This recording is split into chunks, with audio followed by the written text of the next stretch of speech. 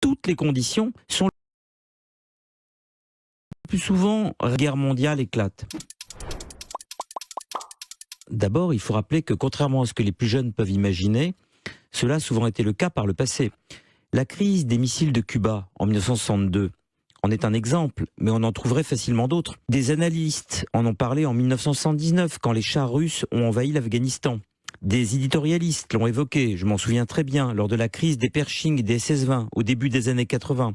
On en a également parlé beaucoup au moment des attentats contre le World Trade Center le 11 septembre 2001. Bref, on en parle souvent de la Troisième Guerre mondiale. Aujourd'hui, bien sûr, à cause de la guerre en Ukraine, pays agressé par la Russie, mais également à cause des vues de la Chine sur Taïwan, et peut-être aussi, qui sait, à cause des menaces que fait peser l'Iran sur le monde, et notamment sur Israël. Si on regarde le passé, à vrai dire, toutes les conditions sont le plus souvent réunies en permanence pour qu'une troisième guerre mondiale éclate. Sachant toutefois que le terme de troisième guerre mondiale est impropre. À vrai dire, il n'y a jamais eu la moindre guerre qui fut jamais mondiale. La première et la deuxième guerre ont été des guerres internationales, mais pas mondiales. C'est faire là de l'ethnocentrisme. Demandez par exemple à un Brésilien si son pays a connu des guerres mondiales, il vous rira au nez. Bref, pour répondre à la question d'une éventuelle guerre mondiale, je dirais que oui, on peut la craindre, mais ni plus ni moins que d'habitude. La guerre ne se fait pas seulement par les mots.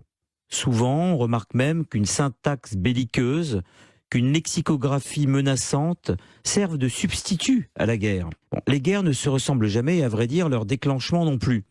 Entre la possibilité d'une guerre et sa réalisation, il peut n'y avoir qu'un pas, mais il est des pas plus difficiles à franchir que certains gouffres. C'est-à-dire que la possibilité de la guerre est distincte de sa probabilité.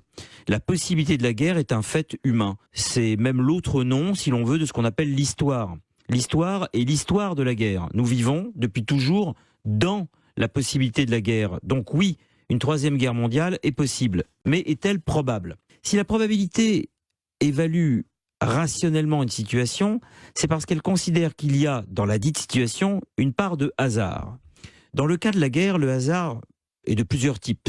Il y a le premier type de hasard, c'est la disproportion prétexte. Par exemple, en 1914, l'assassinat de l'archiduc François Ferdinand qui, posé sur une réalité abrasive, fait basculer la situation dans l'irrationnel. Deuxième type de hasard, l'irruption d'un événement annexe qui redistribue les cartes en faisant provocation.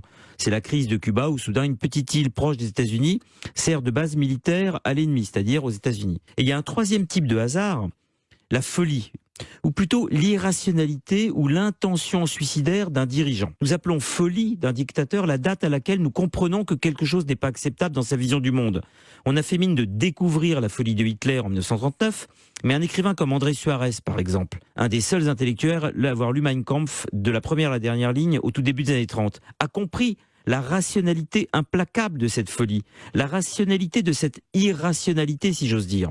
Idem avec Poutine. Nous savons depuis plus de 20 ans comment il fonctionne et dès lors que ce qu'il a toujours pensé sur mon action, on hurle à la folie et paniqué, on prie pour que n'éclate pas une troisième guerre mondiale. Si bien que si cette guerre est possible, et si elle est surtout probable, c'est que nous n'aurons peut-être pas suffisamment tiré les leçons du passé. La probabilité d'une guerre est d'autant plus forte que nous tentons d'en enrayer le mécanisme au moment où celui-ci, par notre déni, notre faiblesse et notre aveuglement, a déjà été enclenché. Voir la Crimée en 2014. La faiblesse, disait Nietzsche, attise la haine, et la haine facilite la guerre.